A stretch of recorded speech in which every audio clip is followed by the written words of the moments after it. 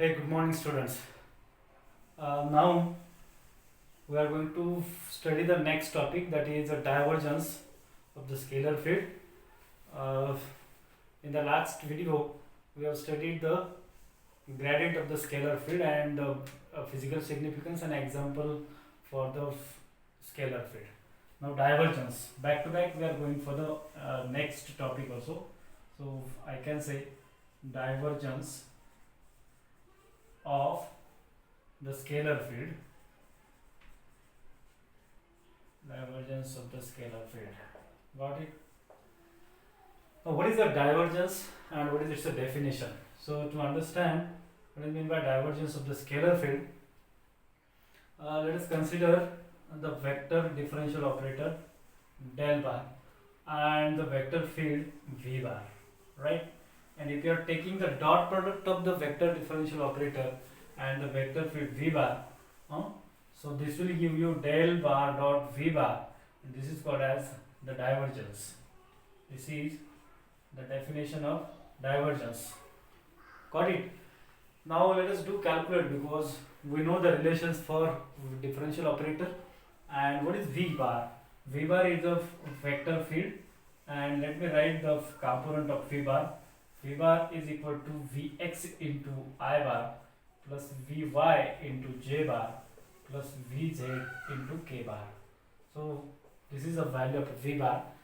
Then V bar del bar dot V bar can be written as, what is the differential operator? I bar into dou by dou x plus J bar into dou by dou y plus K bar into dou by dou z. And it's a dot product with V bar, that means I bar into Vx. Let me rub this here, and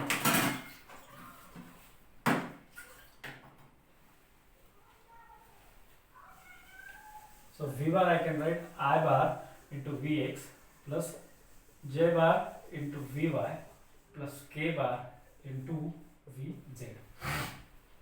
And if you take the dot product, then you will get the value for the divergence of the vector field.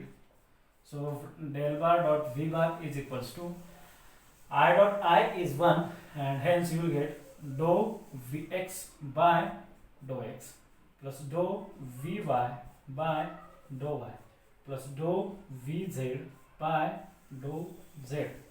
And this is the value for dou by, this is the value for the divergence of the field. Got it? So this is an important formula which we need everywhere, and we are going to study its physical significance also, right? And once you study the physical significance, you will come to know the importance of the divergence of the field. Hope this is understood to you, and please tell me whether this is equal or not. Dot product del bar dot V bar and V bar del bar will be equal or not, or I can take the dot product here also. So it's clearly visible. V bar dot del bar and del bar dot V bar are not equal. Why? Because if you calculate the value of this V bar, that will be equals to Vx into dou by dou x plus Vy into dou by dou y plus Vz into dou by dou z. And del bar dot V bar is this. This can be calculated. Now Vx you cannot operate on operator, because dou by dou x is itself an operator. So that's why both are not equal. Please remember, this is very important.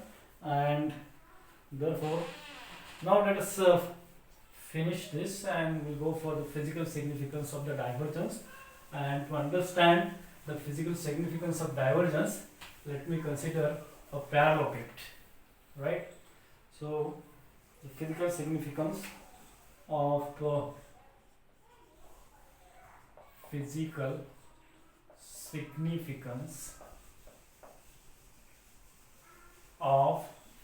divergence.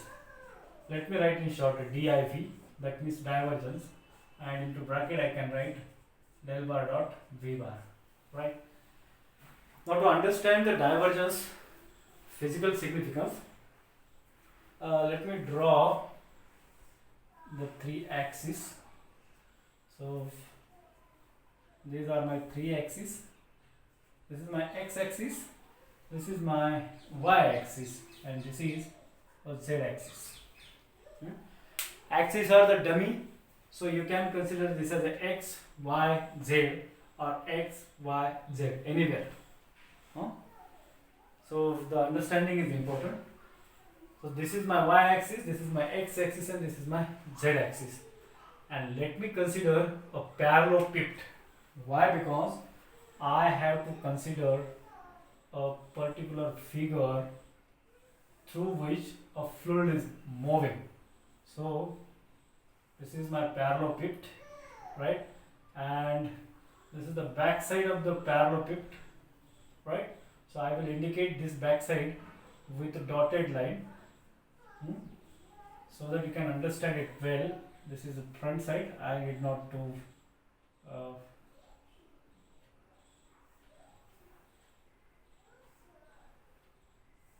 got it?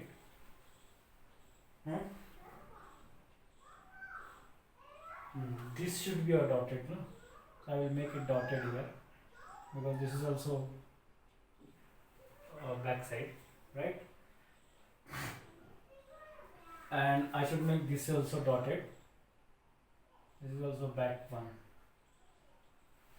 Let it be. Fine. So this is my parallelepiped, and now to understand the physical significance of the divergence, let us consider a fluid is moving through a parallelepiped, right? If fluid is moving through a parallelepiped,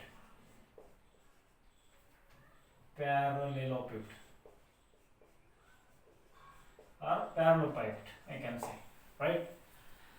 And once the fluid is entering into the parallelepiped and leaving the other surface of the parallelepiped, let us say V bar is the vector, and this vector is a velocity vector of the fluid which is moving through it.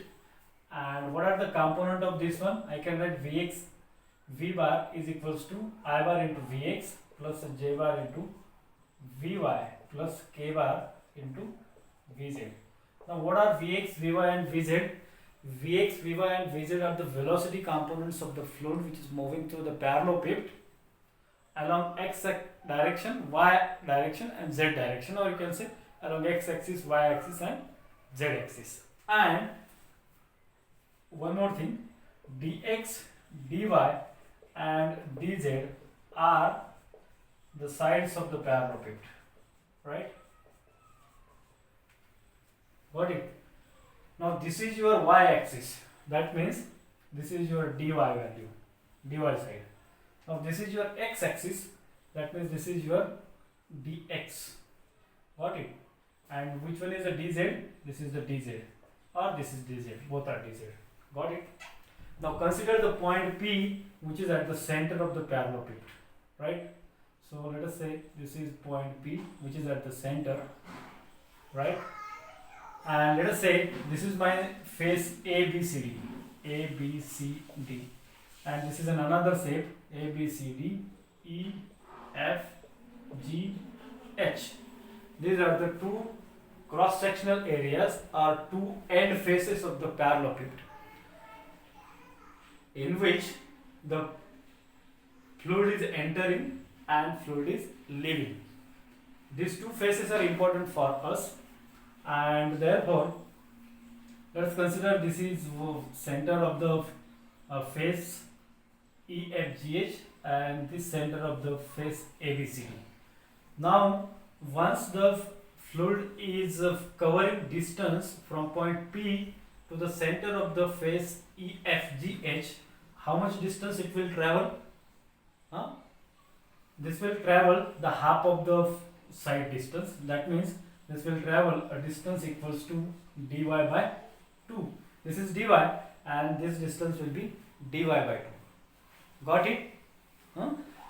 And what will be the rate of change of velocity along y direction of the fluid? this will be equals to dvy by dy, right? Or you can say dou vy by dou y, right? Because the velocity of the fluid is changing along y direction, and what component of the velocity of the fluid is changing is vy component. Of course, there will be a change in the other velocity components also, that means vx and vz also, that we are going to consider later on.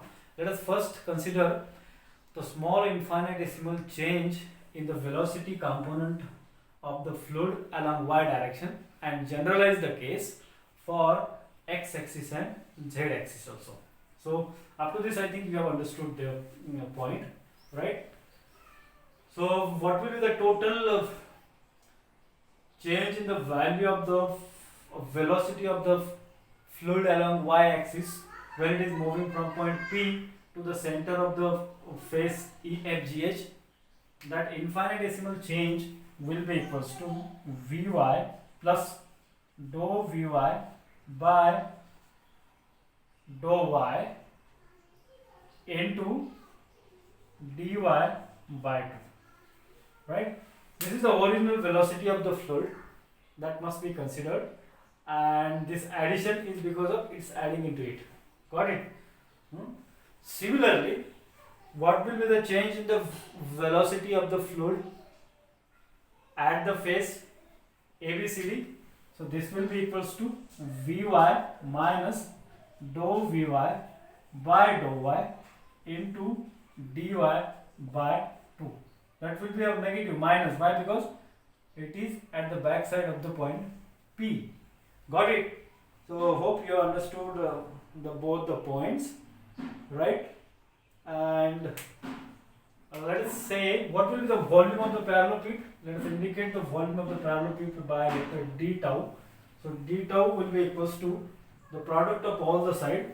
What are the all sides of the parallelepiped? Dx, dy and dz. So this is the volume of the parallelepiped. Fine. So what will be the area of the face ABCD and EFGH? So I can write here area of the face ABCD and area of the face EFGH, both are equal, and this area will be equals to, what is this? This is a square, and this face is also a square, and area of the square is the product of its two sides. So this will be equals to this side and this side. There is no question of this side because this is not in the square. So area of this is equals to dx into dz. This is very easy to understand. So I think there is no problem for understanding the area of face ABCD and area of the face EFGH. Got it? And what will be the now total volume of the fluid entering per unit time through face ABCD? What will be the volume of the fluid entering through the face ABCD? This will be equals to the amount of liquid passing through that face into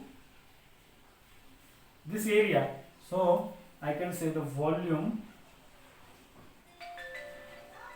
of a fluid passing through or entering through face ABCD is equals to this value, that means Vy minus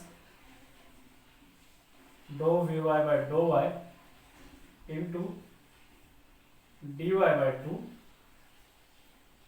into its area is dx dz. Got it? Similarly, what is the volume of the fluid? Volume of the fluid entering or I can say leaving face EFGH. How much will be the volume leaving through the face EFGH is equals to this value, that means Vy minus dou Vy by dou y into dy by 2 into its surface area is dx dz, right? Sorry, this will be a plus because this amount is a plus now. So this is the value of leaving the fluid through the surface EFGH. Got it? And therefore I can say the net outflow through the parallelepiped will be equals to this minus this, and I will write here net outflow will be equals to this. Shall I write directly this minus this? That means dx dz will be a common, and this minus this, that means vx will get cancelled to each other, and I will get this minus will get plus. This will be a positive, and there will be a double time, so this 2 will get cancelled, and we will get dou vy by dou y into dy into dx into dz. That means dou vy by dou y into dx dy by dy and dz is the net outflow or net volume passing through the parallelepiped, right? And what is this? This is the total flux, or I can say net flux passing through the parallelepiped along only one direction. Let me rub out this. Along only one direction, that is along only y direction. Similarly, you will get the net outflow through the parallelepiped along x-axis as dou vx. Let me write it again. Dou vx by dou x into dx into dy into dz. And similarly, the total flux or net flux passing through the parallelepiped along z-axis will be equals to dou vz by dou z into dx dy and dz, right? And therefore I can say the divergence will be an addition of all the three. So the divergence of the vector field through the parallelepiped or through a body is equals to addition of all the three is equals to this plus this plus this, and this will give you how much? Dou vx by dou x plus dou vy plus dou y plus dou vz by dou z, right? Into dx dy dz. Dx dy dz is the volume, and hence I can say the total divergence of the fluid through the parallelepiped or through a body per unit volume. Per unit volume, that means this volume will get cancelled and we will get this quantity only. So this is the value of the divergence of the vector field through a particular body or through a parallelepiped in this case, right? Hope you have understood the physical significance of the divergence, right?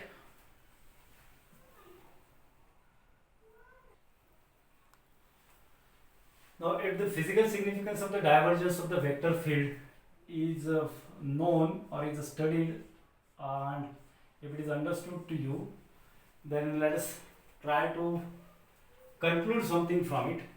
If the divergence value of the given field is positive, is negative, and is equals to 0, then what it means? This is important one.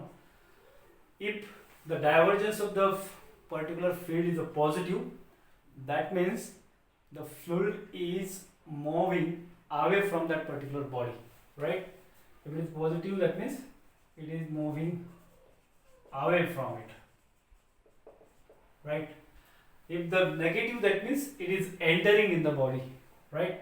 It is entering. I can say here it is leaving away from, that means it is leaving through a body, entering in a body, and it is 0, that means the rate of flow of liquid within the body entering and leaving is equal, right? That means the divergence is equals to a 0, and this is called as a solenoid field or solenoidal vector field, or I can say it is divergence free. It is divergence free. Got it? Hope you understood the conclusions of the physical significance of divergence also. And let us now study a problem based on the physical significance of the divergence. And let's solve the first problem. If the vector field V bar is equals to 3y raised to power 4 z square I bar plus 4x cubed z square j bar minus 3x square y square k bar. And you are asked to prove that V bar is solenoidal. Solenoidal means this will be a solenoidal once the divergence is equals to 0. So let us check the divergence. So del dot V bar is equals to, what is del? Del is a differential operator, I dou by dou x plus j into dou by dou y plus k into dou by dou z, right? And it's a dot product with the V bar. Now what is the value of V bar? V bar is a 3 y raised to 4 z square I bar plus 4 x cube z square j bar minus 3 x square y square k bar, right? And if you solve this, you will get divergence of V bar is equals to, now I dot I is 1 and therefore dou by dou x of this quantity I will write directly. So dou by dou x of this quantity is a 0 because there is no x term. Now dou by dou x of this will be 0 because I dot j is 0 and I dot k is also 0. So j dot j, that is, you just need to calculate this term with this with respect to y, and with respect to y this will be 0 because there is no y term, right? And then dou by dou y with respect to k is also 0 because there is no z term in the third term, right? So divergence is equals to 0. This is a so simple example because there are no terms of x, y and z. Here is no x, here is no y and here is no z. So that's why the divergence is a 0, and hence I can say, hence del the given vector field, and hence I can say V bar is solenoidal. Got it?